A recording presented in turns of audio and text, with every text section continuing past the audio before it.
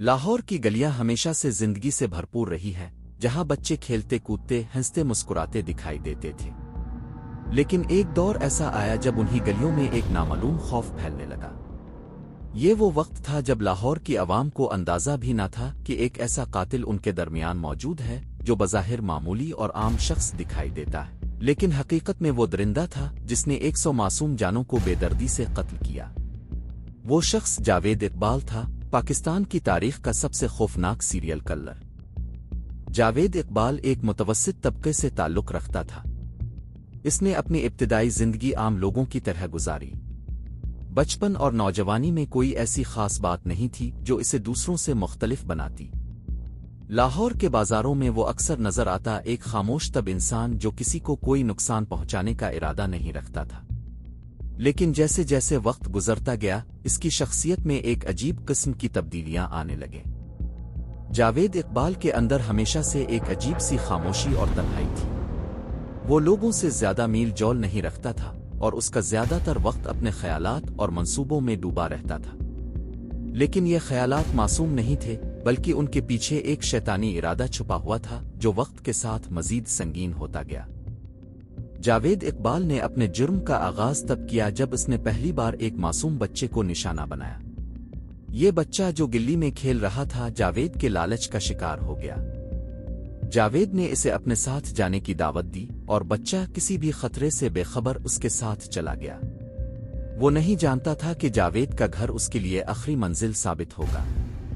جاوید نے بچے کو اپنے گھر میں بند کر دیا اور اسے بے دردی سے قتل کر دیا۔ قتل کے بعد اس نے بچے کی لاش کو تیزاب میں ڈال دیا تاکہ کوئی ثبوت باقی نہ رہے۔ جاوید اقبال کا یہ پہلا قتل تھا، لیکن یہ صرف شروعات تھی۔ اس کے دل میں اب کوئی خوف باقی نہیں رہا تھا۔ اسے اپنی درندگی پر کوئی پشیمانی نہیں تھی، بلکہ اس نے اپنی نفسیاتی بھوک کو پورا کرنے کے لیے مزید معصوم جانوں کو نشانہ بنانے کا ارادہ کیا۔ جاوید اقبال نے ایک آدھو نہیں بلکہ درجنوں بچوں کو بے دردی سے قتل کیا۔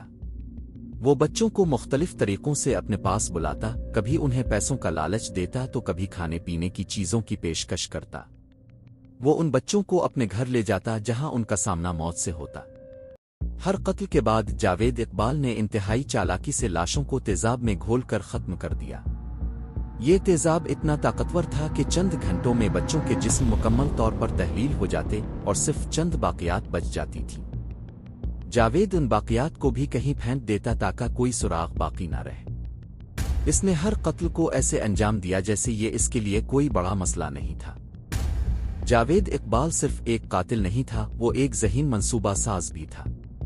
وہ اپنے جرائم کو بڑی مہارت سے چھپاتا اور اس بات کا مکمل یقین کرتا کہ پولیس کبھی اس تک نہ پہنچ سکے۔ اس نے کبھی اپنے شکاروں کو ایک ہی علاقے سے نہیں چانا، بلکہ مختلف علاقوں سے بچوں کو اغوا کرتا تاکہ پولیس کو کوئی سرا نہ مل سکے۔ اس کا یہ منصوبہ کئی سالوں تک چلتا رہا اور پولیس کو اس بات کا ذرا بھی اندازہ نہیں ہوا کہ وہ ایک سیریل کلر کا سامنا کر رہے ہیں۔ جاوید اقبال کی خود اعتمادی اس قدر بڑھ چکی تھی کہ وہ اپنے جرائم کا سراغ مٹانے میں کبھی ناکام نہ ہوتا۔ جاوید اقبال نے جب محسوس کیا کہ اس کے جرائم کی کہانی طول پکڑ چکی ہے تو اس نے ایک انتہائی عجیب اور خوفناک فیصلہ کیا۔ اس نے اپنے ہاتھوں سے لکھا ہوا ایک خط لاہور پولیس کو بھیجا، جس میں اس نے اپنے جرائم کا مکمل اعتراف کیا۔ اس خط میں اس نے انکشاف کیا کہ اس نے 100 معصوم بچوں کو قتل کیا ہے اور ان کی لاشوں کو تیزاب میں گھول کر ٹھکانے لگا دیا ہے۔ اس نے خط میں اپنی بے رحمی اور درندگی کا اعتراف کرتے ہوئے پولیس کو چیلنج کیا کہ وہ اسے پکڑ کر دکھائے۔ خط میں جاوید نے اپنے گھر کا پتہ بھی دیا، جہاں اس نے اپنی درندہ صفت حرکتوں کا مرکز بنا رکھا تھا۔ اس کے ساتھ ہی اس نے پولیس کو بچوں کے کپڑے اور تصویریں بھیجیں تاکہ وہ اپنے جرم کا ثبوت پیش کر سکے۔ یہ خط پورے ملک میں ایک سنسنی کی لہر دوڑا گیا۔ جب پولیس کو جاوید اقبال کا خط ملا تو وہ حیران اور خوفزدہ ہو گئے۔ یہ ان کے لیے ایک بڑا چیلنج تھا، کیونکہ ایسے جرائم کی نظیر پہلے کبھی نہیں ملی تھی۔ پولیس نے فوراً جاوید اقبال کے گھر پر چھاپا مارا، جہاں انہیں تیزاب کے ڈرم ملے جن میں بچوں کی باقیات کھلی ہوئی تھیں۔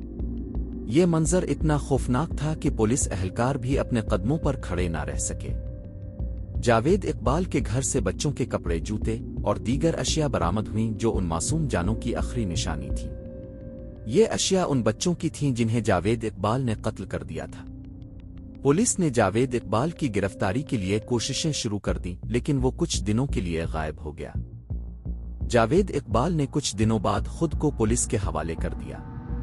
वो बिल्कुल भी खौफजदा नहीं था और न ही इसे अपने जराइम पर कोई पशेमानी थी। अदालत में पेशी के दौरान जावेद इकबाल ने अपने तमाम जराइम का खुलेआम एतराफ़ किया।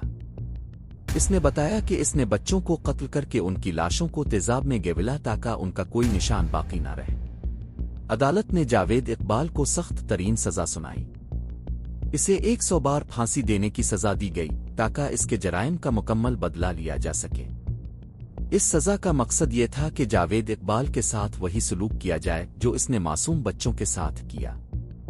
लेकिन जावेद इकबाल को इसकी सजाए मौत से पहले ही मौत ने आ घेरा।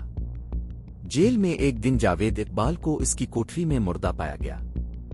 हुक्काम के मुताबिक इसने खुदकुशी की थी, लेकिन इसके बारे में कई सवालात उठाए गए कि आया इसे कत्ल किया गया था या वाकई इसने खुदकुशी की। जावेद इकबाल की मौत ने इस खौफनाक कहानी का इख्तिताम कर दिया, लेकिन इसके जराइम की यादें हमेशा के लिए पाकिस्तान की तारीख का हिस्सा बन गईं। इसकी मौत के बाद भी वो एक खौफनाक शख्सियत के तौर पर याद किया जाता है जिसने इंसानी तारीख में अपने नाम को बदनाम कर दिया।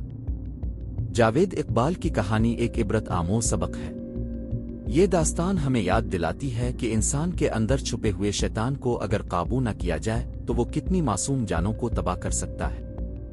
जावेद इकबाल की जिंदगी और उसके जराइम का ये बाब हमारे मुआशरे के लिए एक वार्निंग है कि हमें ऐसे लोगों पर नजर रखनी चाहिए जो हमारे इर्द गिर्द मौजूद होते हैं ताकि मजीद मासूम जिंदगियां बर्बाद ना हों।